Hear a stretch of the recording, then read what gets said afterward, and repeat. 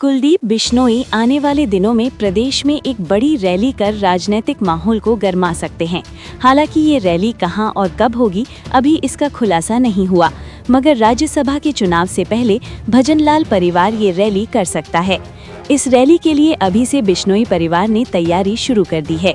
Rally की तैयारियों को लेकर 26 जनवरी के बाद कुलदीप बिश्नोई फिर से हरियाणा के अलग अलग जिलों में वर्करों से मिलेंगे और रायशुमारी करेंगे।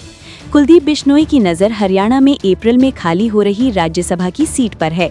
अप्रैल में राज्यसभा की 2 सीटें खाली हो रही हैं। ये सीटें किरण चौधरी और रामचंद्र जांगड़ा की हैं। 9 अप्रैल को दोनों का कार्यकाल समाप्त हो रहा है। ऐसे में कुलदीप के पास ये अंतिम मौका है। इसके बाद अगस्त 2028 तक प्रदेश में न तो चुनाव है और न ही राज्यसभा की कोई सीट खाली होगी। बताया जा रहा है कि इस रैली के जरिए कुलदीप बिश्नोई भाजपा नेतृत्व को ताकत दिखा सकते हैं। इस प्रदेश स्तरीय रैली से पहले बिश्नोई परिवार आदमपुर में मुख्यमंत्री के साथ रैली करने की योजना बना रहा है। इसके लिए बिश्नोई परिवार मुख्यमंत्री नायब सैनी से मुलाकात कर सकता है। मुख्यमंत्री पिछले साल नलवा और हांसी में रैली कर चुके हैं। ऐसे में बिश्नोई परिवार चाहता है कि मुख्यमंत्री आदमपुर में रैली करें। बता दें कि पिछले विधानसभा चुनाव में बिश्नोई परिवार ने भाजपा संग मिलकर एक भी रैली नहीं की थी। चुनाव में बिश्नोई परिवार को इसका खामियाजा भी भुगतना पड़ा था।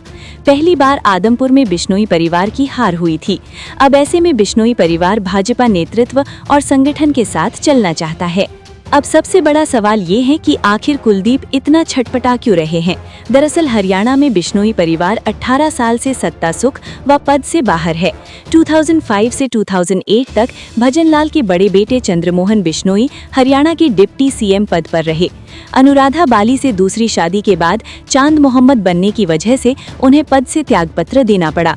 उसके बाद आज तक बिश्नोई परिवार को सरकार में कोई पद नहीं मिला है।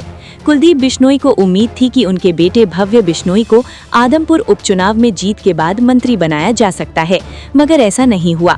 2024 का विधानसभा चुनाव तो कुलदीप बिश्नोई के लिए और भी बुरा रहा। आदमपुर में सीट पर बेटे भव्य को मिली हार के बाद भजनलाल परिवार का 57 साल पुराना किला ढह गया। आदमपुर में चुनाव हारने के बाद कुलदीप बिश्नोई को बड़ी चुनौती अपनों से ही मिली।